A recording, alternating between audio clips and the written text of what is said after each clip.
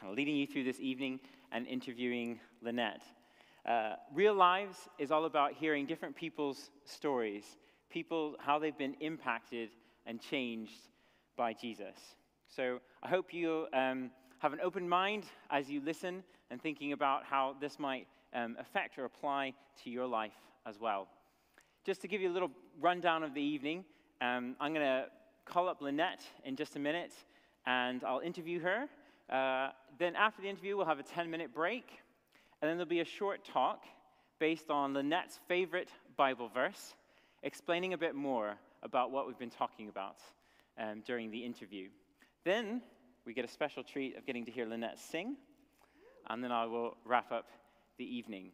So I hope you're excited. I'm really excited. Lynnette is a member here at Above Bar Church, and she has an amazing story and is an amazing woman.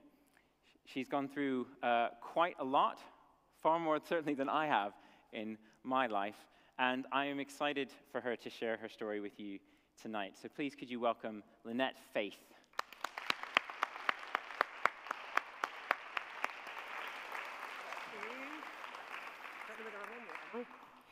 Am I on? You are on, Lynnette. Am I on? Now, Lynnette. Probably don't need one, actually. First of all, your hair.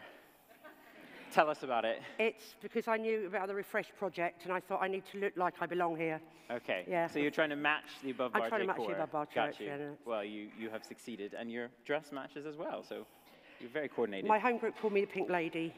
Great, great. Now, Lynnette Faith, that's your name. Strange, isn't it? Have you always been a person of faith? Did you grow up like your family believing in God, that kind of stuff? I never believed in God. Faith has always been my name. It's on my birth certificate, but I didn't know that for many years. So I was brought up with my stepfather's name. So I don't know who my birth father is. I know his name, but it doesn't appear on my birth certificate. Yeah. So I became Lynnette Faith in 2009, I think, after I divorced and decided that I would like to use the name that I was born with.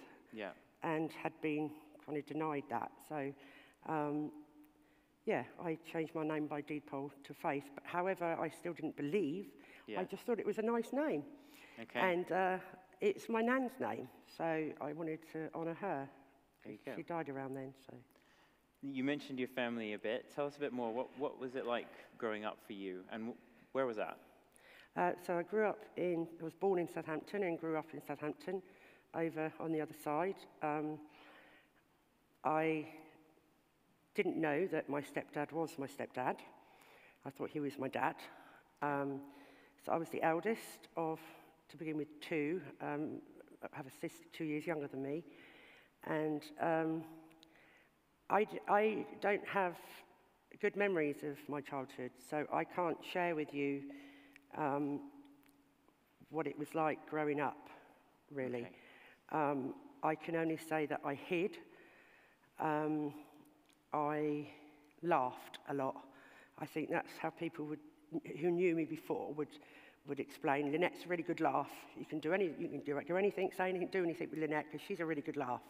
And I think that's what I did through my childhood. I laughed and I lied a lot. Yeah. As regards to how I felt. Yeah. My stepdad left when I was 16, following a very traumatic event where he was drunk and he put his arm through the cot, and I kind of went in and found my little brother that way, and my mum kicked him out. But preceding that, he'd abused me from the age of 5, sexually abused me from the age of 5. Wow. Gosh. And that only lasted till I was about 9 or 10, I think, because we moved and my parents were opening a guest house. So I was brought up in a house full of men during my teenage years. So I'd already been groomed sexually. Never used that word before. The police have told me that since then that I was groomed. And I was very vulnerable in that house. and abused by many people that came to stay there. So that's why I was good at hiding whatever I was going through. I'd built up a really good barrier and just laughed. I was rubbish in school. I didn't do anything in school. How I learnt to speak even, I don't know, or read or write, because I did nothing but stare out of windows or disrupt. And my school reports were dreadful. I couldn't concentrate on my education at all. And if I got a chance to laugh and play, I would rather do that than get educated. That really wasn't important to me, being educated. Just getting through the day without wetting myself or being bullied, because I had that at school as well. So it sounds a bit of a jumble. I should have gone through it No, you're fine. This is your story. You know, but yeah. So what was childhood like? Pretty naff. Yeah, that sounds rough. And no, that's why I didn't, well, I say that's why I didn't believe in God. How could there be a God? Yeah. Why would a child suffer like that if there was a God? Yeah. And you're kind of what age when all this is going on? I thought I was 7 when it started, but having spoken to my sister, she reminded me that I was 5, and because she witnessed some of the abuse from the lodgers. So from the age of 5 to about 7 or 8 with my stepdad, and then when they opened the guest house when I was about 10, and all these strange men came in, and the first time it happened, I think I was between 12, approaching 13. My sister remembers me pushing things against the door, and she asked me what, because she was only like 8. And she'd say, why are you doing that? And I'd say, to stop Eric coming in. But she never asked why. But what had happened was I was laying on the couch one day. I didn't want to go to school. I wasn't feeling well. Eric came down to breakfast and said to my mum, I'm going into town. Why don't I take her with me? And I said, I don't want to go. I don't feel well. And he made my skin crawl. I didn't know why. But he'd just come in, because he'd tease me and poke me and laugh. And I didn't think he could hurt me, but there was something about him that just really made my insides, you know. So anyway, he convinced my mum that I should go with him to give her some peace. So we got into the back of a black taxi, and he assaulted me in the taxi. He put his hand up my skirt, tried to kiss me. I told him to get off, and it was a black cab, so the taxi driver was looking at me through the wing mirror, through the mirror, and I was trying to scream, and I couldn't scream. And all I kept thinking was, why can't I scream? Why can't I scream? Surely he'll help me. But I didn't scream, and I just kept quiet. And then when he put his hand up my legs, I just pushed down on his hand until he let go of me and moved to the other end of the couch. The seat. I don't remember the rest of the day, just that we got home, and I just went straight to my room, and it was either that night or the following night that he came in and raped me. Wow. And I tried to tell him that I didn't want to do that, and he said, that's okay, I'll have your sister. So I just, okay then, but leave my sister alone. Wow. Yeah, and that was my introduction into relationships with men. Yeah. And he was the one that took something that should have been mine to lose. My dad's abuse wasn't as, like that. It was, it was a different nature. But so yeah, that was, and I ran away from home a lot. Yeah, well, I bet. Mm-hmm. That's truly awful. I mean, it's amazing to hear you kind of saying that, sharing about it so openly. Clearly, some things have changed. Do you know why I can share it openly, Callum? It's because all my life I've been told not to talk about it. Various people in my life, good friends, family, they've known about it, and they've said, shut up, Lynnette. People don't talk about things like that. We don't want to hear it. People only like to happy people. And I got to the stage where, do you know what? I've really tried to be happy for you lot. I've tried to hide it from you lot. I've tried not to share it for you lot. I've tried to keep it for myself, for you. What about me? And I got to the stage where it was kind of, no, do you know what? I need to share it now. And it's just so lovely to be able to do that. without feeling condemned or oppressed. And that's why I can share it unemotionally, because the tears are all gone now. I mean, that's obvious why they're gone now, but for many years they were hidden. Yeah. Yeah, it was just internal anxiety. Well, good for you. That's amazing. I can share now. I want to go back to a bit of your childhood. You worked at like a corner shop or something, a store for a while, is that right? Yeah, I worked in a newsagent's in St Mary Street, owned by two brothers. That's when I was 15, and quite a few of my friends worked there as well. And I started stealing money because I couldn't handle. I'd run away from home so many times and been brought back. But I used to leave a little note to my mum saying, I don't know how you can live with him, but I can't. So I'm leaving, and don't bother looking for me at Lindsay's because I'm not going there. And of course, I would be there, and I'd be brought back by night time. So, so I wanted to get away from home. I couldn't bear to be there anymore. There's a lot of alcohol in the house. Okay, his abuse had stopped, and I don't know whether she kicked him out by then, actually, but those lodges were still there. I was now a promiscuous teenager and really, really ashamed of myself. I didn't want that. I don't even know what I got from it. I think I was just looking for somebody to love me, but nobody did. They just wanted to do what they wanted with me, and I got broken-hearted so many times, but one man really broke my heart, I think, and that was when I was 15, and he was my stepdad's business partner. He was a married man of nearly 30, and I was about 14, 15 at that time. So, but yeah, when I was 15, so I was working at this newsagent's, and it was owned by two brothers, and my socks, shoes, knickers, bra, pockets were full of £1 notes because I was planning to run away from home. And one of the brothers came downstairs as I was putting on my coat, and he just stood and looked at me, and I thought, he knows. And I just looked him straight in the eyes, and he said, "Thou shalt not steal." And I just obviously burst into tears, then I wet myself. And he said, "Why are you stealing from me?" And I said, "Because I need money to run away from home." And he said, "Oh, my poor child, you must be so unhappy." So then I just blurted it out.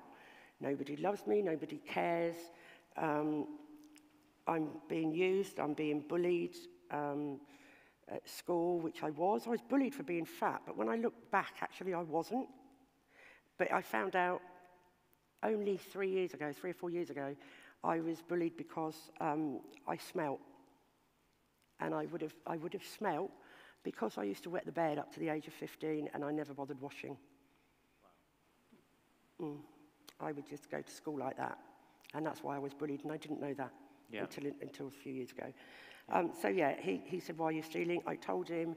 He said, I said, "But I've got the money. I haven't spent it. I've kept it because I'm running away from home, and I've got the money." And it was hidden under a friend's floorboards in Cranberry Avenue. And I said, "I'll go and get it. I'll go and get it. I'm really sorry." He said, "Look, I don't want the money back. I can't have you continue to work for me because you're causing me too much loss. But take the money with my blessing and go and find peace and happiness, child." Whoa. And I walked out of that shop, and I walked down the road, and it was really clear kind of night. It was kind of autumn, maybe October, November time.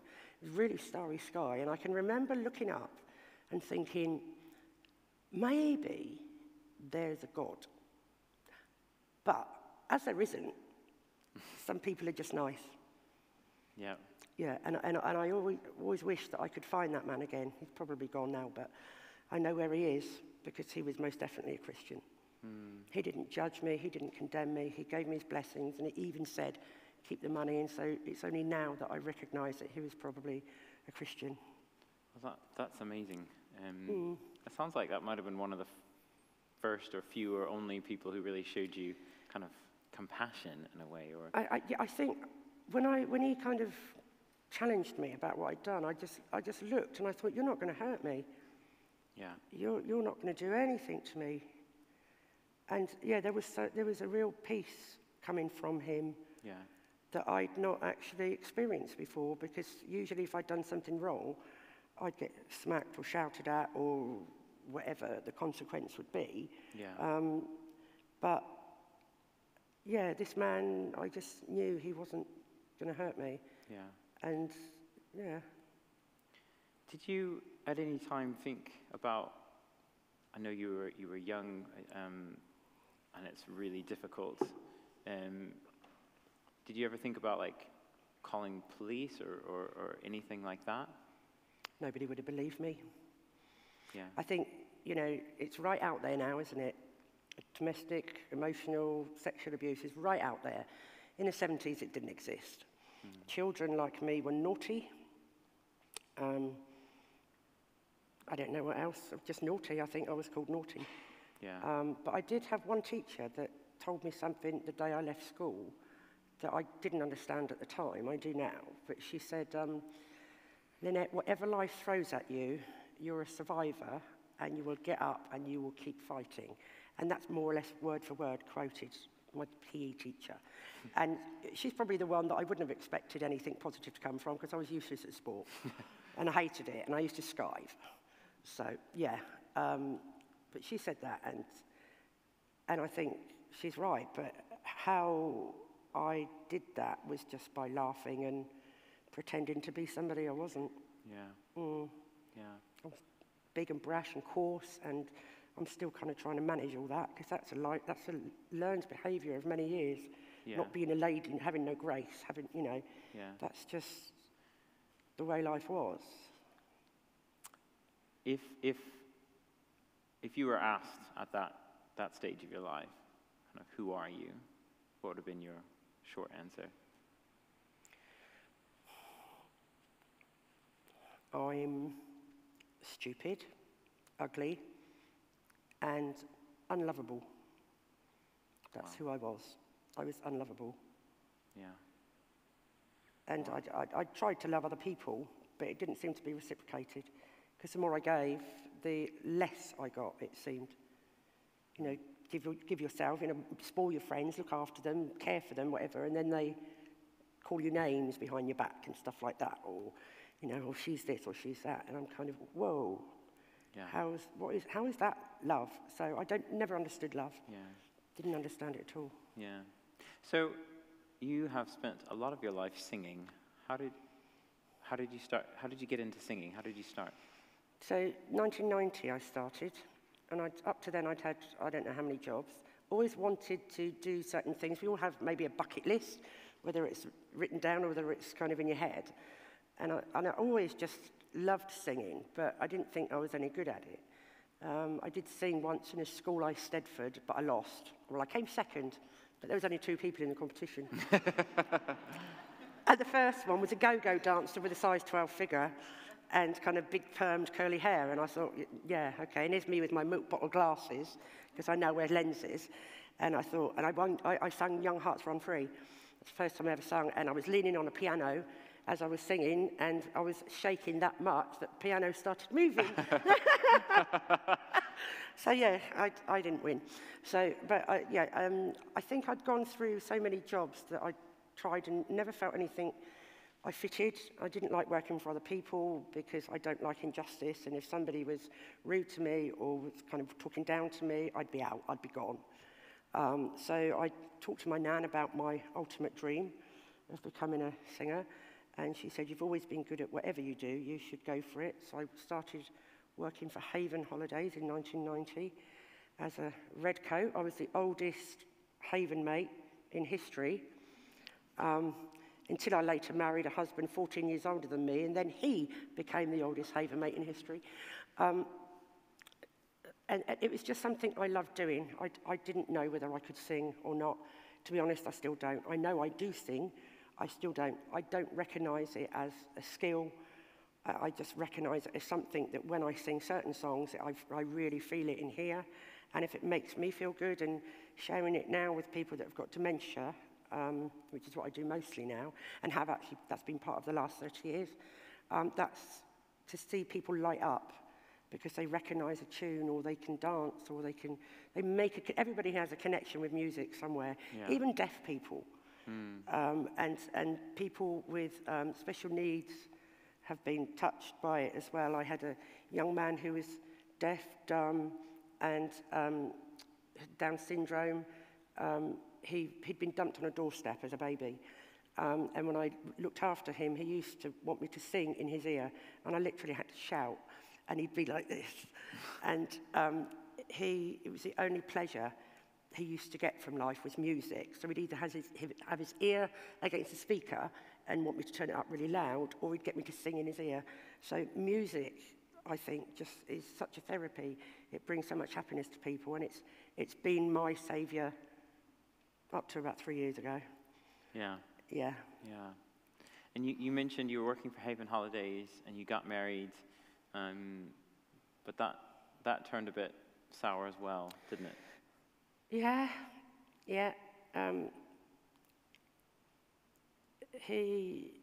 We had a good marriage to begin with. Then he lost his job. He came, so I employed him then to come and work with me on the holiday parks. And it kind of started going wrong there because he was, I don't know, how old was I can't remember now, but let's just say there's 14 years between us. So I think I was 35 when we got married. So he was nearly 50. And in his opinion, we were too old and fat and not the right image for entertainment. So we had to be funny. So we started to, he started to put together parodies of popular songs, and we'd go out and perform those, and they got ruder and ruder. Also, I used to do a Tina Turner tribute, and the costume was becoming riskier and riskier. I didn't like it, and I don't know whether to mention this bit or not, but I suppose it's significant. He used to say, take your bra off before you get this dress. And I'd say, no, I'm not comfortable with that. Oh, well, it looks ridiculous if you've got your bra strap. I said, but isn't that the point? I don't look like Tina Turner. I don't sound like Tina Turner. And nothing I do, say, or sing is going to convince anybody that I am Tina Turner. It's meant to look ridiculous. That's how I saw it. It's meant to look silly. A 17-stone woman with big permed hair doing Tina Turner. It was meant to look funny, but he didn't see that, and he kept insisting. So he was, according to my solicitor in my divorce, he was mentally abusing me, and according to my counsellor, he was mentally abusing me because he insisted, and I had to back down because he would keep saying, we've got to do this, we've got to do that, and then the songs were getting worse, and our image was getting worse. We were being asked to perform blue nights, and I was just, I'd say, what do you mean blue? Well, you know, the same but blue. And I'm like, I don't get what you mean. And then when I did understand, what they wanted me to do was throw in a few swear words, and I just said, I'm not doing that. I've never sworn on a microphone in my life, and I would not consider it. And people were willing to pay us like £300 or £400 for an hour to do that, but it wasn't happening. And so our marriage started crumbling because I was feeling bullied. And then he would do things that he'd like touch me here to cuddle me, and I'd say, don't do that, I don't like it. And he'd say, yeah, but I love you. And I'd say, think to myself, that doesn't feel like love. That feels like you're trying to make me feel bad about myself. So, but I don't, and I was nice about it, but please don't do it, I don't like it. But he'd still do it. And I'm like, no, I'm not, this isn't love. That's not my definition of love. That's not the way that I feel love should be. Yeah. So, we divorced after 13 years. Yeah. I ran away, actually. It's what I did. I went for my counselling session and phoned him and told him the car had broken down and he should make his way home. And then when he got home, I wasn't there. Because I was a chicken as well. I was a bit of a coward. I couldn't stand up to him verbally or physically because he was a very intelligent man and he would always find a way to make me think he loved me. but I wasn't feeling it. Yeah. And so I had to run away. Yeah. So I did. Just briefly, but you mentioned counseling. Do you recommend counseling? Do you recommend talking to someone if you've gone through the things that you've gone through? Oh, didn't know you were going to ask that. Nowadays, what I would say is speak to a Christian counsellor. Okay. I was with Mind, and I'm sure they do a very good job, but unfortunately, the first time crumbs, that's a whole other story. She wasn't qualified to cope with somebody like me. Yeah. The only reason I say that is because when the counselling finished, it's like you'd ripped out my engine, thrown it on the floor, walked away and said, right, put that lot back together again. I was suicidal when I finished my counselling. I wanted to jump off a car park 7 floors up. And I felt that I had lost my crutch. I used to sit in that little room for weeks on end. It was only 12 weeks, but it was weeks on end, just giving my heart and soul to somebody, and then just being told, okay, right, that's it now then. Yeah. Off you go. And she did give me another counsellor's number, but I was so distraught I couldn't do it, because during that counselling, she was female, a counsellor. During that, I think it's the first time in my life that somebody had actually listened to how I felt, and I became infatuated with her. And then I thought I'd fallen in love with her, and then I came out as gay, which I'm not. Oh yeah, confused.com. Yeah, it's because she listened to me, that's what it was. She listened to me, and she was really passionate about helping me. And as much as I used to go back and say, you can't counsel me anymore because I have feelings for you, this isn't right, it's not appropriate, I need to go to someone else, she'd say, Lynnette, sit down. You've got to get through this. And I was misreading the messages. I was thinking, okay, and I say to her, just tell me you're straight, because that would really help me. Or just tell me that you're married, or what I am is none of your business, Lynnette. And then right towards the end of that counselling, on the last day, she said to me, I said, will you just please tell me you're straight? That would really help me. And she'd say, but what if I'm not? Oh, complete meltdown, complete meltdown. And then she started asking questions about lesbian love and sex in gay relationships. And it was just total overload. And I ended up trying to get in touch with her. And my ex-husband now accused me of stalking her, which I didn't. I did phone her. I did try and meet her, or I arranged to meet her. Obviously, she didn't turn up, but I did arrange to meet her. So if you want to call that stalking, I'm a stalker. I was a stalker. Yeah. But I'd lost my network of support, and I had nobody that I could go to. I didn't want to go to my family. They wouldn't discuss anything of such a serious nature with me. Yeah. And I'd always kind of coped on my own. The fact that I opened up to a counsellor was quite big, you know.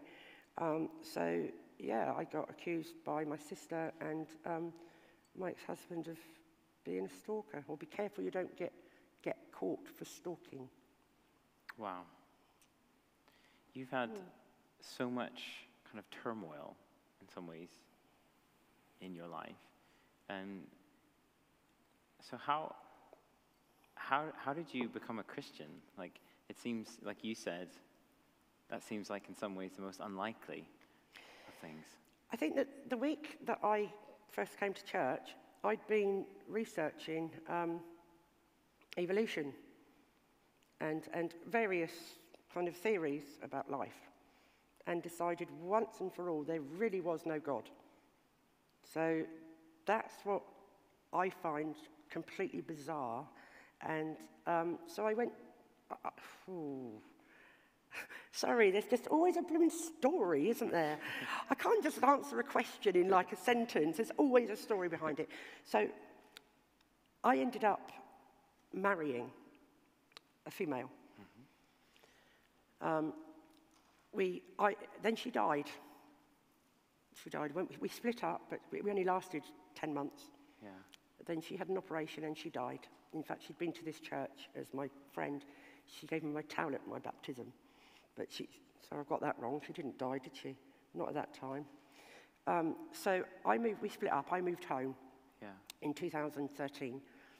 And I moved into a really good job with a really good flat on the other side of Southampton. Then things in this job started to go wrong because it was working with children that were abused, and they were still being abused by staff. And I couldn't report them because they were the director of the company and they didn't sign in and out. So I then became very depressed. It was emotional abuse. So not that that's any better than any other, but so I became very depressed, took time off, went to seek a diagnosis of autism because I started thinking, what is going on with me? Why do I keep doing this? Why do I keep moving? Why do I get? Why do I hear people? What's going on in here?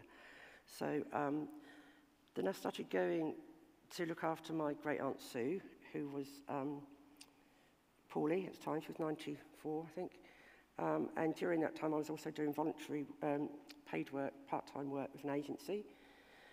Then I was offered, I'm trying to get this in really quickly, Callum, because it's just not a short answer. Lynnette. You can do it. It's just not a short answer. So I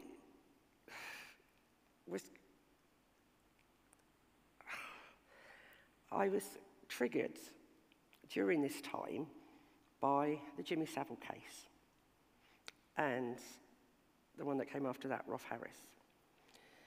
I was living on the east side because coming to the west was too painful. And then I met somebody from school who said, oh, do you know so-and-so has got a shop over there, which was the guy that I'd had an affair with, my dad's business partner when I was 14.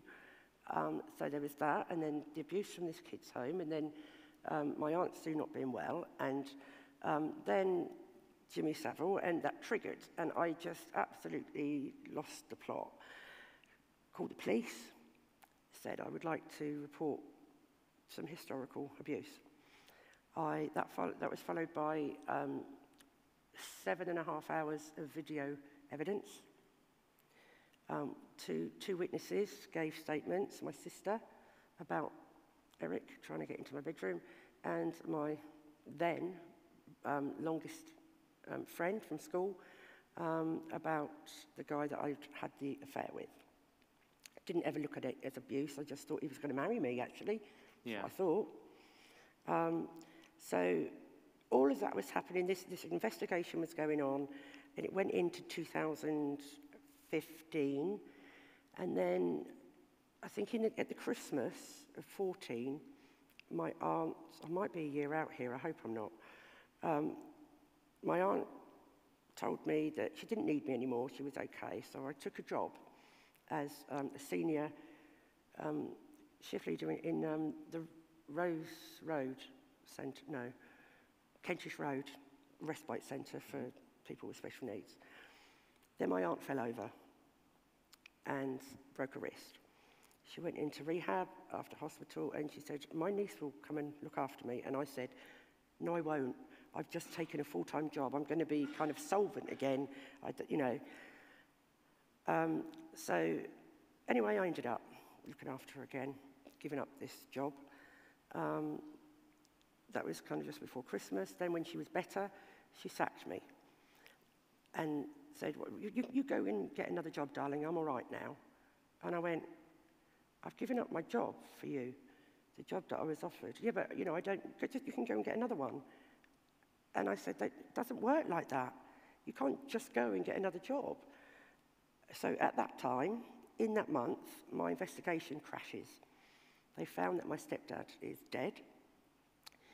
A couple of other names that I'd given that I knew there was maybe still in Southampton, they couldn't find. So they traced Eric up north, but it was the wrong one. And the guy that I'd had the affair with, and I say that because that's what they're telling me happened, you'd had an affair, that had timed out, apparently, even though I was 14 and he was 28, that had timed out. And I was absolutely, I don't know where I was, because I was reading and seeing stuff in the media every day. This footballer, that famous person, this celebrity, that person. doing this and getting that because they'd touched somebody's backside. And I'm like, what is going on with the world? So I'm just a person. I'm not famous. I'm not anybody. But my story isn't good enough for this, to have that, the CPS just went, no, it's timed out. So I was literally as low as I could possibly be. I think worse than I'd ever suffered as a child in any kind of abuse. It was far worse. That's hard to imagine. It was far worse than any bullying, any abuse that I'd taken as a child, definitely at that time. Wow. So the investigation crashes. So how did you get to coming to church? This is what happened. I'd isolated myself. The only thing I could do, I did the odd gig, but not for very many, and then I started going swimming locally down in Southampton. I met a church member from above Bar Church who shared his testimony with me, and I kind of thought, well, do you know what? And he invited me to church on Easter Sunday, 2015, and I thought, oh, I'm not doing anything else. I know, it's bad, isn't it? Not doing anything else, and actually, do you know what? I'm that desperate for something to hold on to that maybe, I don't know. And I sat at the back over there, and John Risbridger was talking, and I was like overwhelmed by the amount of people. I just wasn't listening. I was kind of, wow, big this place, isn't it? Blimey, well, he don't even look like a priest because he's not got a collar on. He's just wearing jeans and a shirt. Well, that's a bit weird, this place. And so just, in my own little bubble, really. And then John said something, and I just went, oh. And then I stopped and listened, and I went, oh, do you know what? That really goes in there. That's true. And that's what I did for the next few weeks. I listened, and I opened my ears, and I think if you don't believe in God, you do have closed ears. You just hear what you want to hear, and you don't hear the really important, fundamental stuff about Jesus. And I just went, this is where I'm supposed to be. This is where God has brought me. He's seen me. He's seen where I am. And I don't know if I'd have killed myself. I'd thought about it several times in my life. I could well have done because I'd lost my whole family now. Oh yeah, missed that bit, Sally, didn't I? Missed the reason I actually ended up coming to church. Then why was because when my aunt told me she didn't want me to look after her anymore, and the investigation crashed, I stole money from her. I've not shared that in my testimony before. I suppose still nervous about it, but that's the growth in Jesus that helps you do that eventually, I think. I stole money from her to pay my rent because I couldn't pay my rent. And I hid some as well in my fridge so that I could pay the next couple of months' rent because I couldn't work. I was in a state.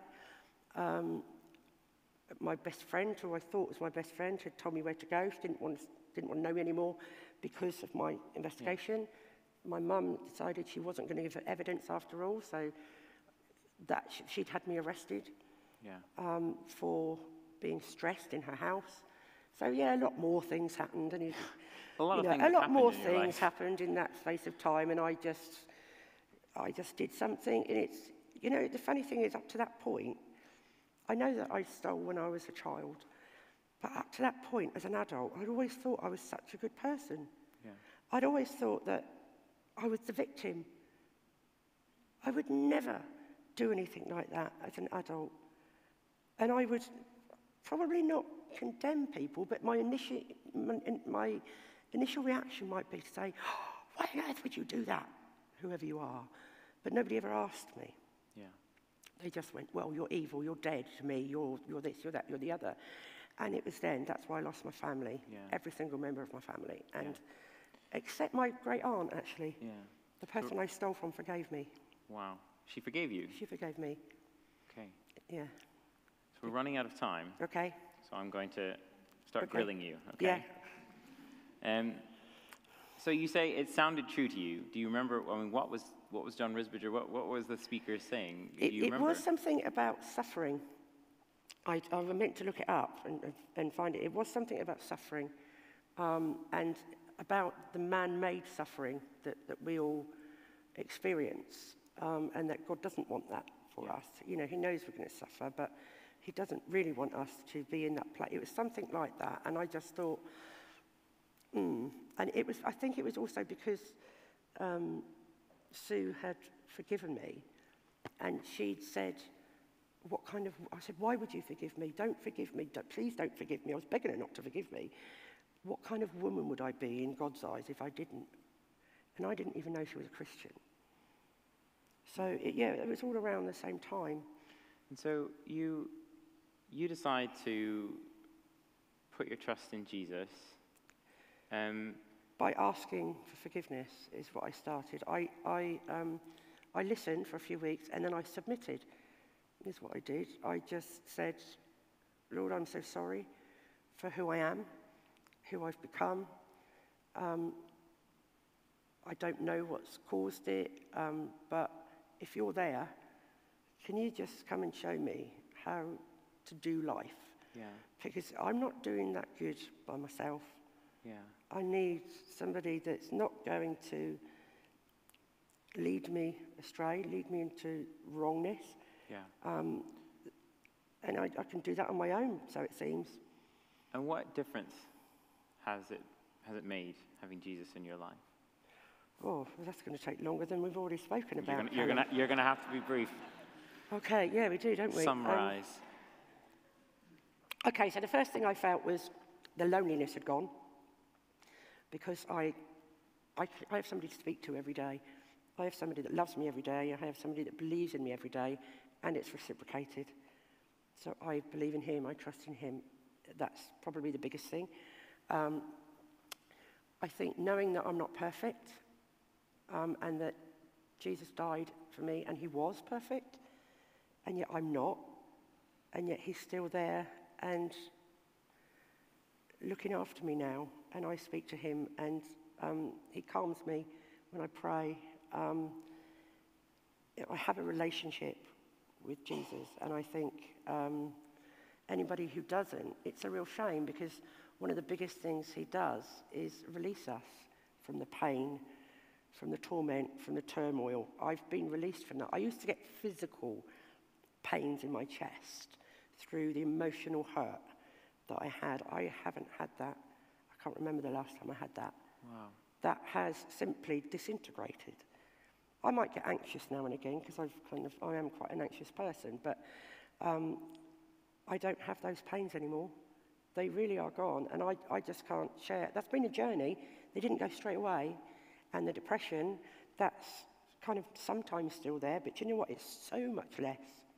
And the anxiety as well is so much less, because there's somebody I can go to, and the church family is, I can't talk about Jesus without talking about my church family, because people have been here for me the last 3 years since I've been coming, and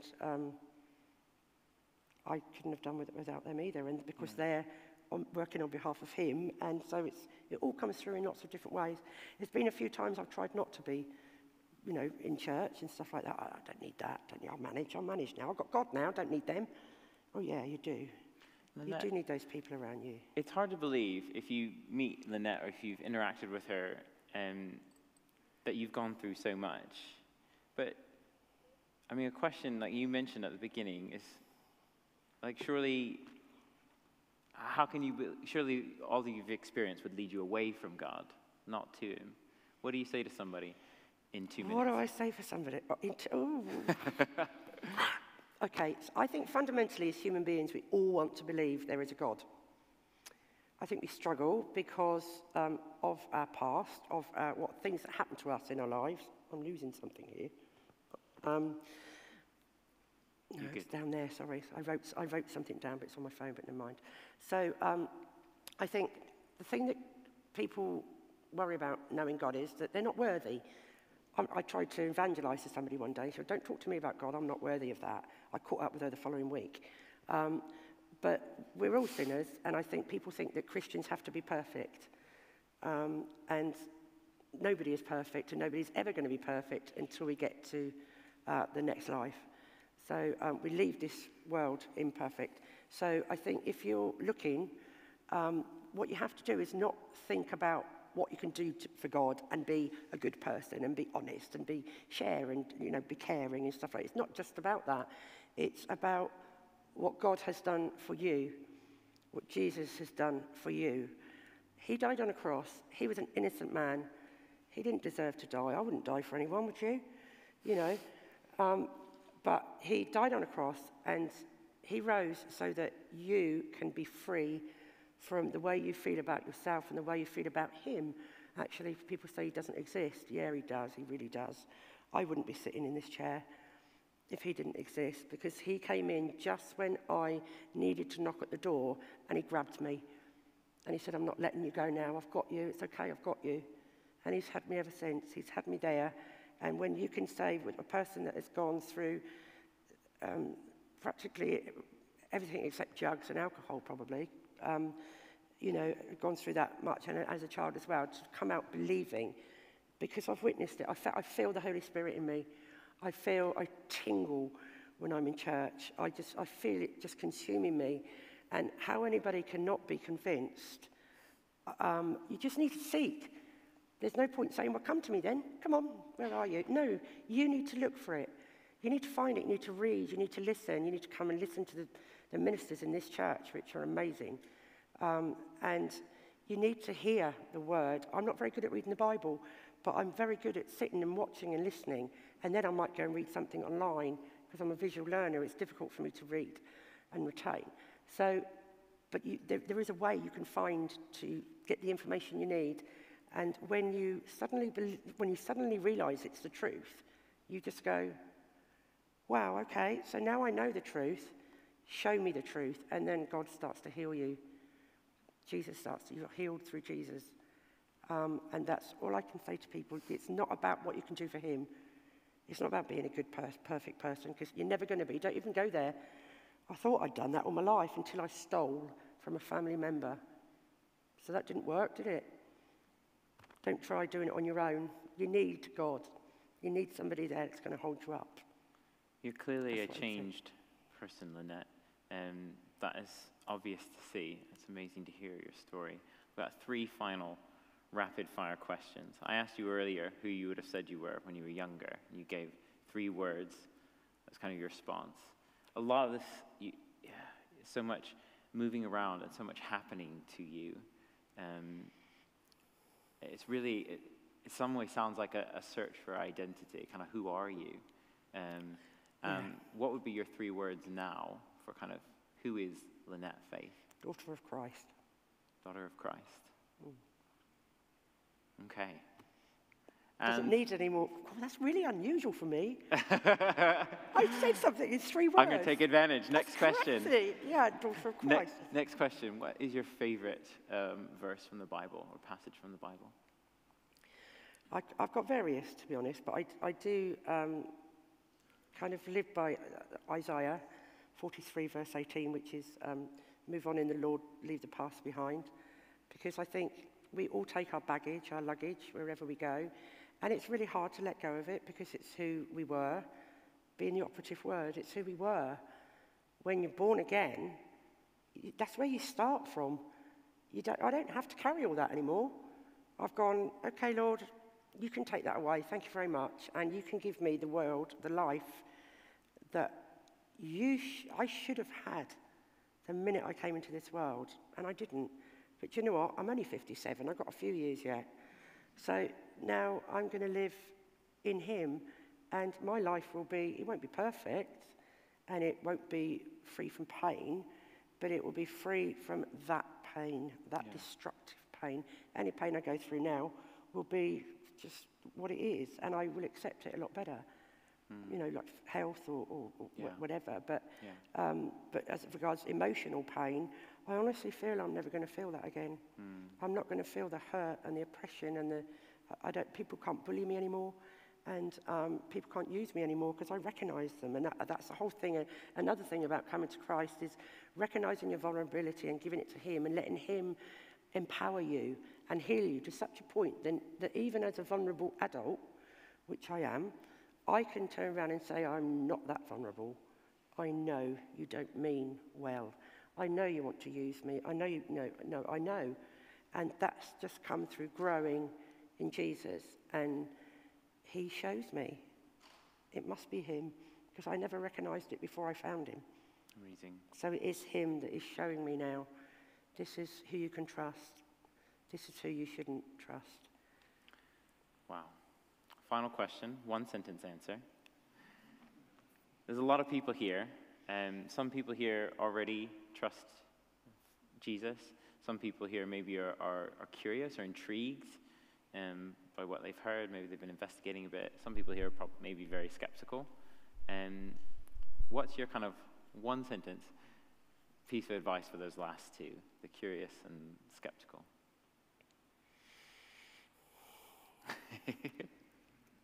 I thought I'd already answered that one. You can repeat it if you think Open you've your already said it. ears, open your eyes, open your heart, and listen to the truth. Because the truth will set you free, the truth will heal you, and the truth will be with you until you go into eternity with Christ. That's all I can say, because that's where we're going. That's where I'm going. Not because I'm a good person, but because I'm not a good person, because I'm weak. But I'm willing to say, you're in charge. I believe you. I trust you. And I know you know my weaknesses, and still you love me. It's not about being a perfect person. It's about giving yourself to him and trusting that he can heal. And I believe that I'm evidence that he does. Amazing. Let him heal you. I think you are as well. Lynnette, it's amazing to know you here in the church family, to be a brother in Christ. It's been amazing to interview you. Thank you so much. Please can we give a hand for Lynnette? You want to go sit down?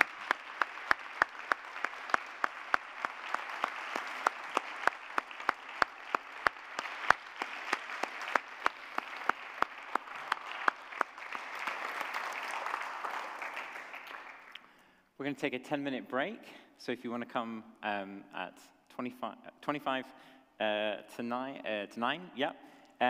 Just to say some really quick things that at the end of this event, Lynnette would love to pray with anyone who would like prayer. Maybe some of the things talked about tonight have really impacted you. Maybe you have experiences that are similar. Lynnette would love to stick around and talk to you and pray with you if you'd be up for that. Also, Lynnette's book is on sale tonight in the lounge. It's £5, and all the proceeds are going to Christians Against Poverty, a ministry that helps people get out of debt. So do check that out. Please do refresh your drinks, stretch your legs, and we'll be coming back to hear more about Lynnette's favorite Bible verse and to hear her sing in 10 minutes' time. Enjoy.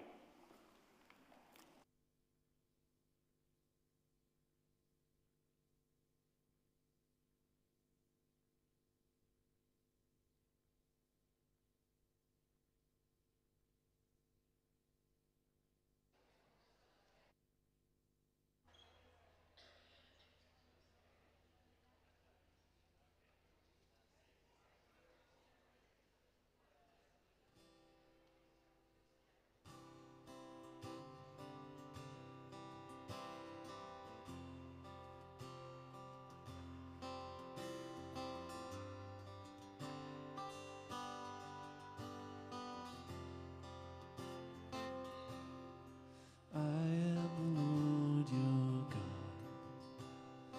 I go before you now. I stand beside you, and I'm all around you. Though you feel I'm far away, I'm closer than you. I am with you. Wherever you go, I am the Lord your peace.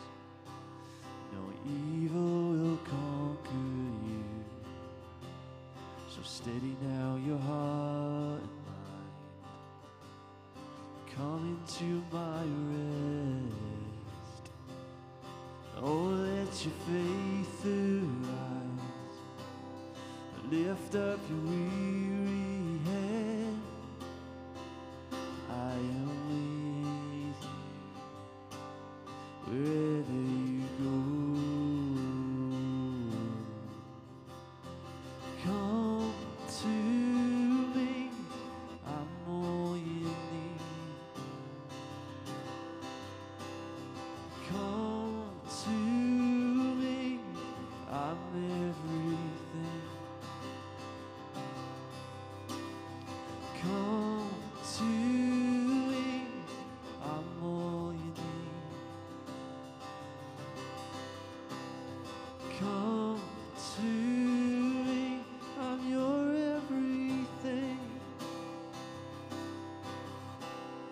I am your anchor in the wind and the waves,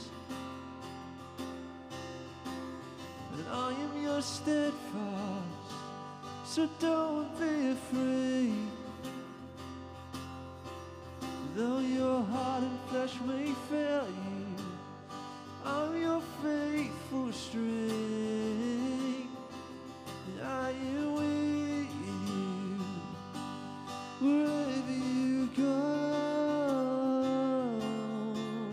Won't you come to me? I'm all you need. Come to me, I'm everything. Come to me, I'm all you need. Come to me, I'm your everything. Come to me, I'm all you need. Come to me, I'm everything. Come to me, I'm all you need. Come to me, I'm your everything.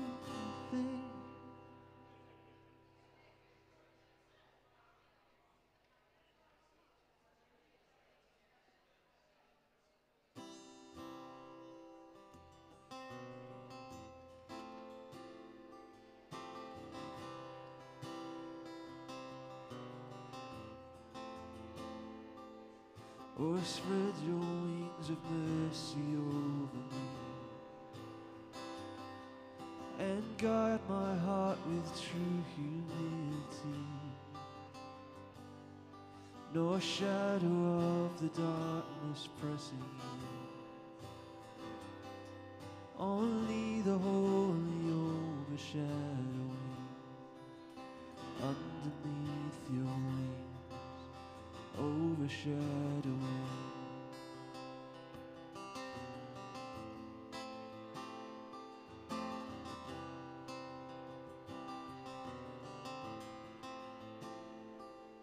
No refuge will I seek but God alone. On hiding place save only at your throne. Only the cross, the blood to wash my sin. Only the holy overshadowing underneath your wings, overshadowing.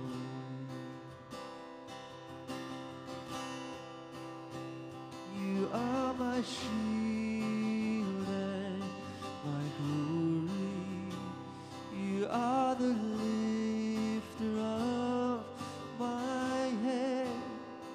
And though the storms may rage around me, I'll be safe within, beneath the holy overshadowing.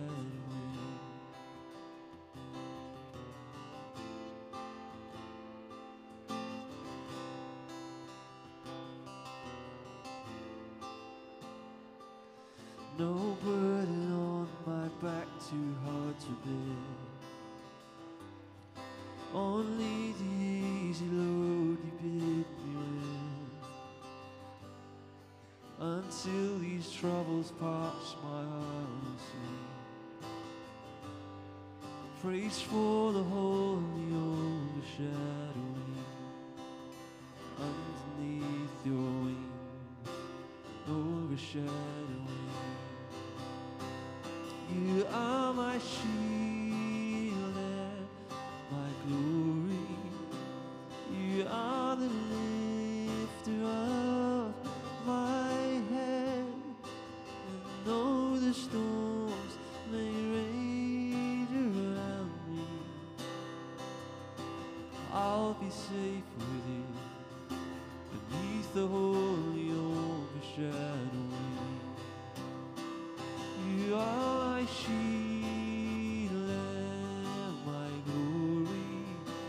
You are the lifter of my head.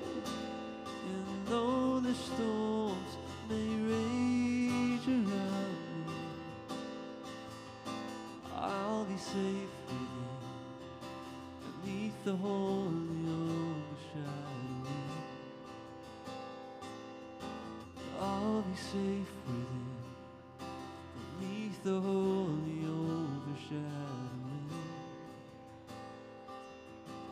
I'll be safe with you beneath the holy overshadowing.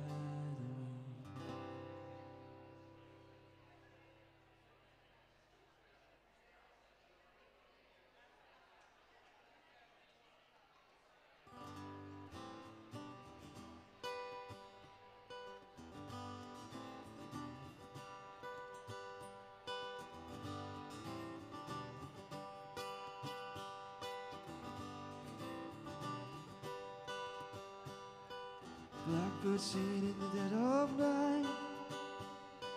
Take these broken wings and learn to fly.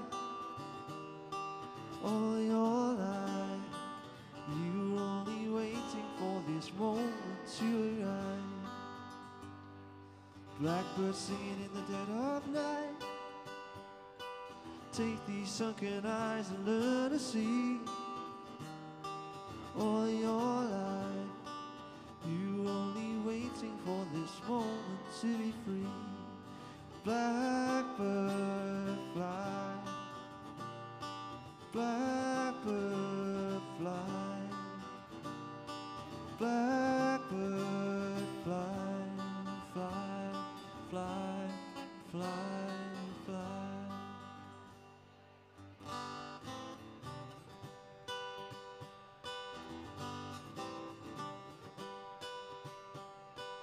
Blackbird singing in the dead of night.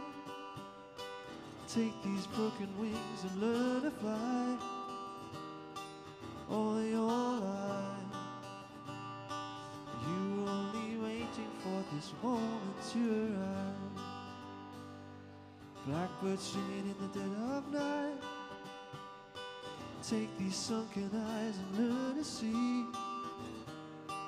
All your life, you were only waiting for this moment to be free. Blackbird fly, blackbird fly, blackbird fly, fly, fly, fly, fly.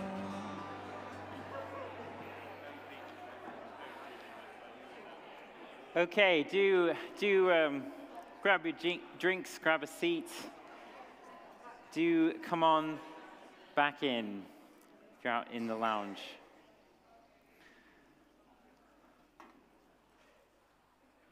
Wow. How do you follow that? I don't know about you, but I had heard that before, and I'm still astonished.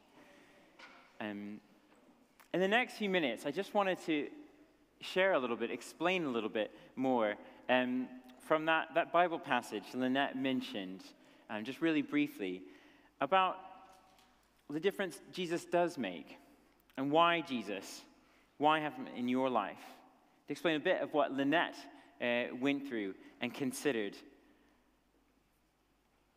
and obviously was transformed by.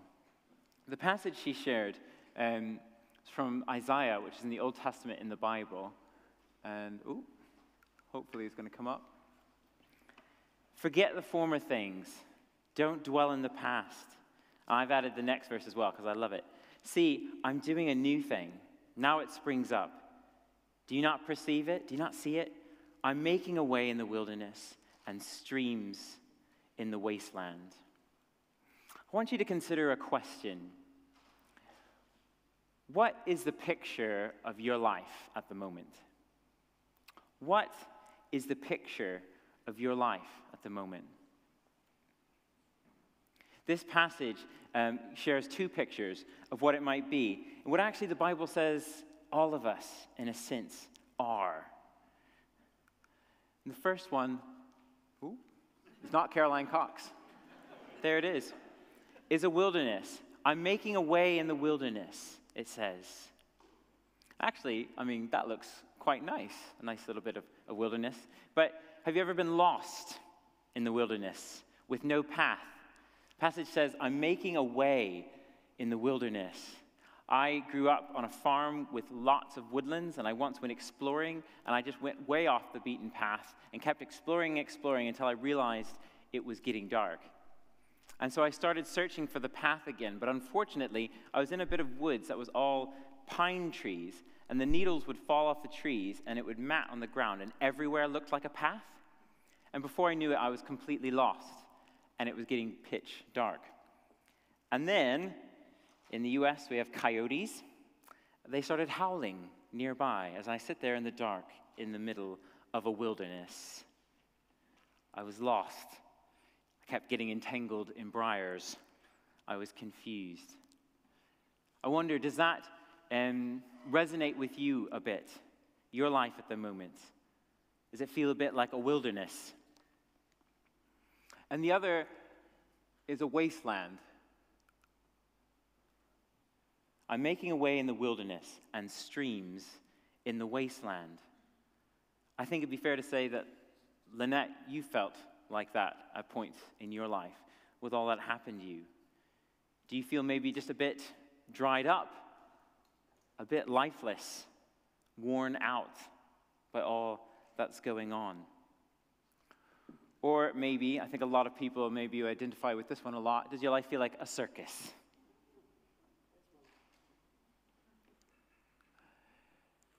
The past, it says in this passage, we're to forget, to not dwell on it, forget the former things. But how in the world do we do that in life when it feels like a wilderness, when it feels like a wasteland, when it feels like a circus?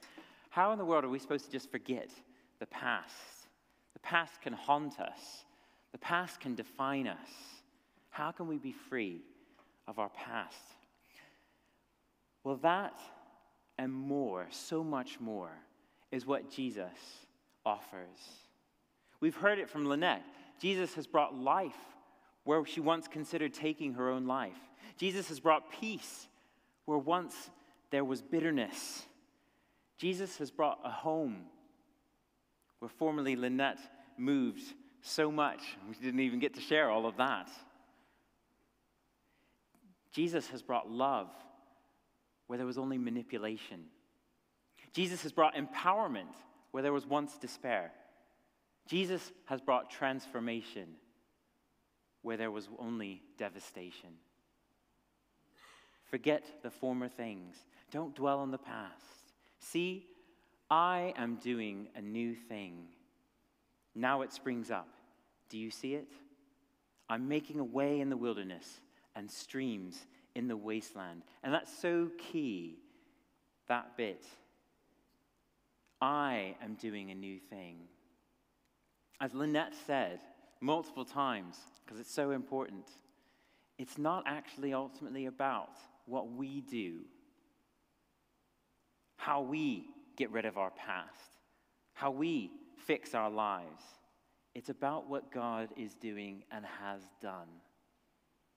And I just want to explain to you really briefly what Jesus is actually offering to every single person in this room.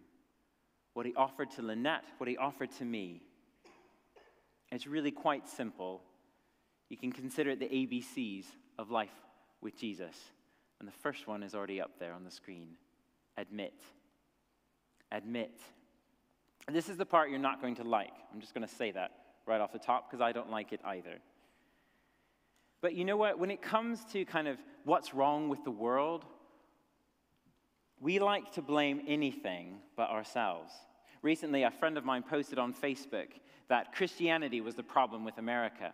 There were then 35 comments afterwards saying, no, the problem with America is socialism. The problem with America is the Democratic Party. The problem with America is the Republican Party.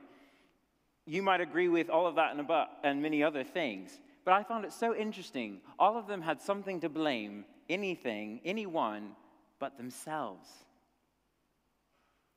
If you think of life as a tree, we like to try and cut off the branches we don't like. And that's not all a bad thing. Say abuse. I want to cut that out, to cut it off. But here's the thing.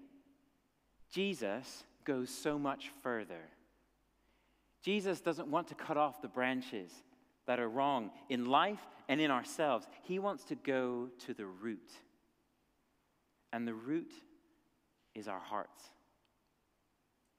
Jesus said that out of human hearts come all kinds of evil thoughts, lust, greed, malice, envy, slander. Out of people's hearts. God says, I don't want to just cut off the branches. I want to change it. I want to fix this at the roots. Your hearts need changing, and only God can change the human heart. We can all try, and we might fix what we can see. We might trim some different branches, but anyone who has done gardening and tried to get rid of really annoying weeds knows that unless you get the whole thing down to the root, it's going to come back. You haven't gotten rid of the real problem. It goes down to the root. But you might be thinking, but I'm a good person, though. And I just have to say, you can argue with me later, but by God's standards, no, you're not. Neither am I. Just so, not just saying it's you. It's all of us. And if you still have questions about that, I'd really encourage you to read one of the Gospels in the Bible. Gospels are accounts of Jesus' life. Jesus said if you looked at him, you would know what God is like. He was God in the flesh.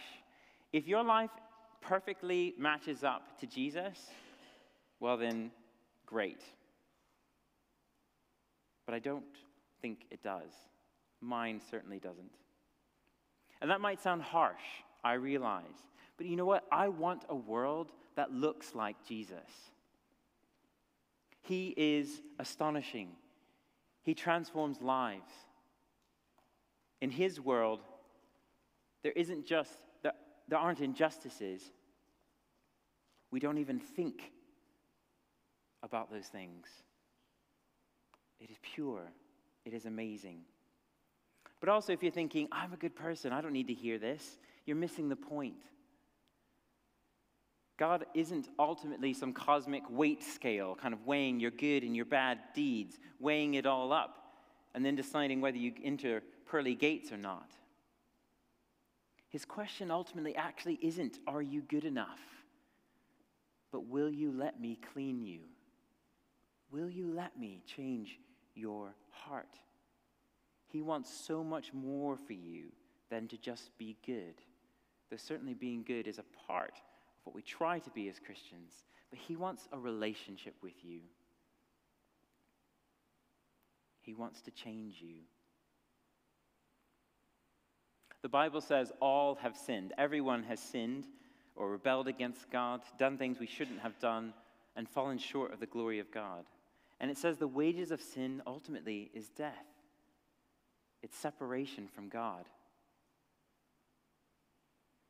But Jesus said, I am the way. If you've seen me, you've seen God. You can have eternal life through me. But it does require us to admit we've got a problem, a heart problem. Admit. And the next one's believe. Now you might be thinking, wow, Callum, you know how to spoil a party with all this negative talk. But we've heard from Lynnette tonight, Jesus is really good news. He brings about amazing things in your life if you let him come in. But you have to know the bad news to fully appreciate the good. Admit is not the end. No, Jesus said, in probably the most famous verse in all the Bible, God so loved the world that he gave his only son, that's Jesus, so that anyone who believes in him shall not die, but have eternal life. Not die, but have eternal life. You only need to trust him, to believe him, not yourself. That's amazing news. But how can that be? How can that possibly be that God can offer that? And the answer is the cross. That symbol that everyone knows about, even if they don't know fully why. What is that guy doing on a cross? This is so important. On the cross, when Jesus died a terrible death, he was doing the greatest exchange that has ever happened in human history, in the history of the cosmos. On that cross, Jesus, who was perfect, who did not sin, who did not even think badly, took our rubbish, my rubbish and yours, and he took the punishment we deserved. Then, God places on you and on me Jesus' goodness, even though you don't deserve it, even though I don't deserve it. Can you see how, if part of you is thinking, well, that's kind of crazy. It should sound a bit crazy. It is. How in the world? How could I possibly deserve that? Why would God do that? The simple answer is because he loves us. And he wants us to know him. My rubbish goes on Jesus. Jesus' goodness on me. The greatest exchange in human history. Do you believe that? Because I'm telling you, he offered it to me, he offered it to Lynnette, he's offering it to you. Admit and believe. Are you willing to trust Jesus and what he did on the cross for you? Last point, because it doesn't end there, is commit. Commit yourself to living no longer for yourself, but for Jesus. Lynnette emphasized this, but it's worth emphasizing again because it is so crucial. Most people think being a Christian is about being good, so God will accept you, so you can get in his good books. If you think that, if you believe that, you're completely missing the point. That's religion. Religion says do. Do this, do that, don't do this. Get your way to God. Jesus says done. It's done. On the cross, I've made the way. You can be forgiven. You can have new life. Your heart can be transformed.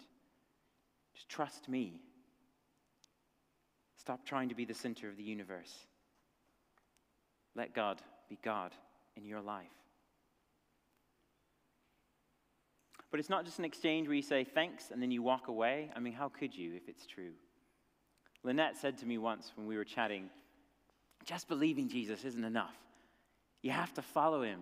You have to experience him. Because the amazing, astonishing news of Christianity is that Jesus is alive. He's not dead. The cross is not the end of the story. I believe Jesus is here tonight. He's offering to clean you. He's offering a relationship with you. Even death could not hold him down. And because he lives, we also can live eternal life with the one who loves us, the one who wants to change us for our good.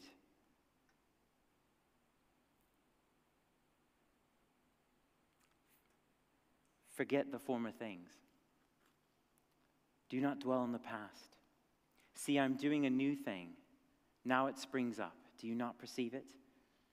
I'm making a way in the wilderness and streams in the wasteland. The message from Jesus is that with him, someone who considered themselves the low is raised up. Someone who could feel like, if you feel like a wilderness or a wasteland, he can make a way in the wilderness and streams new life, even in what feels like an arid wasteland. There is no one outside of the reach of Jesus. You need only admit, believe, and commit. Commit yourself to Jesus. That's how you cannot dwell on the past. Because the past does not define you anymore when your trust is in Jesus. Jesus says who you are. And he says you're a child of God, forgiven, clean. Eternal life is yours. Because he's doing a new thing, and he's offering it to you tonight. Lynnette, if you want to get ready. Christians call this amazing offer of forgiveness and new life in Jesus grace. Grace. Sometimes you can remember it, grace, as God's riches at Christ's expense. And Lynnette is now going to sing to us about that amazing grace. Lynnette.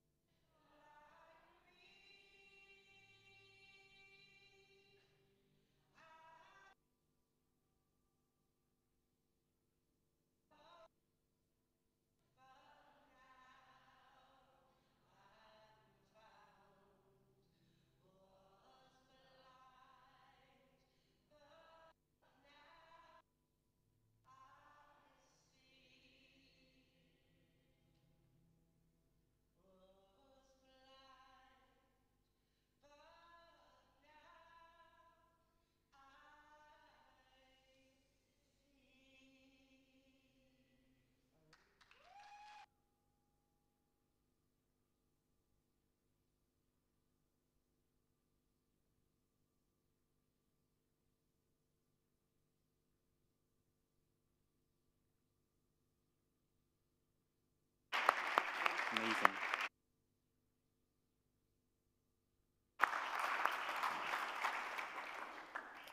Yeah, I think you can sing, Lynnette. I'm going to pray, and I'd really love it if you joined me. I'm just going to pray what I've just been talking about and about this amazing grace. I'm just going to basically admit and believe and commit. And if you've been weighing this up and you've never prayed such a prayer before, opening up your life to trusting Jesus, I'd really welcome you to repeat it in your own heart. If that's not for you, if you're not ready for that, that's okay. I'd really, it's great that you're here.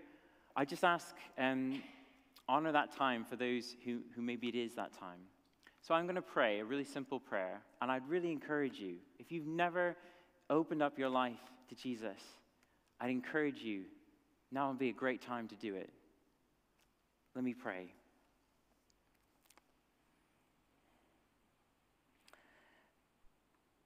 Father, I admit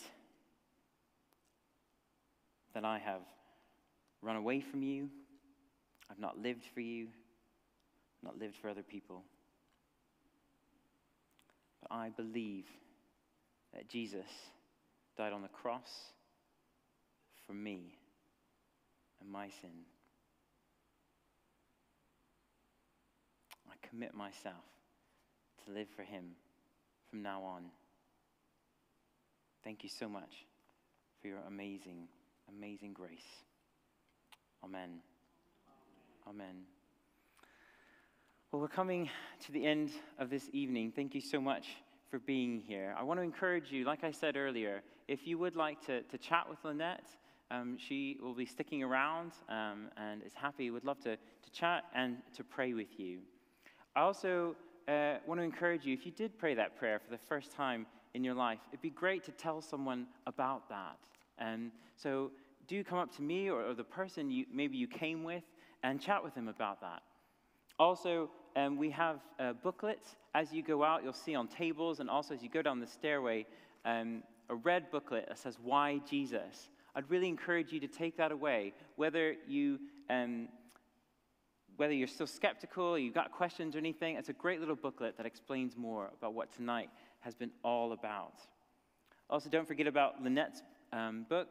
And also just to say, maybe you've still got questions. Maybe you'd like to learn more about this. Maybe you'd like to investigate this for yourself. Well, we're going to be having something called Uncover, starting in a few weeks' time on Sunday mornings, which is a chance to look at one of the eyewitness accounts of Jesus' life for yourself with other people who've got questions. Maybe they're skeptical. Maybe they just want to learn a bit more. But a chance for you to look at Jesus for yourself. Ask your questions, no questions off the table, and see what you think. If that's something that would interest you, you want to learn more about that, in the lounge, there is a big banner that says Real Lives. Come to that banner, and you can find out more about that. And also just to say, Real Lives continues tomorrow night. We have Tracy Trinita, Indonesia's first supermodel, sharing about her journey of coming to faith while modeling. And I'm really excited for that as well. Let's give one last round of applause for Lynnette.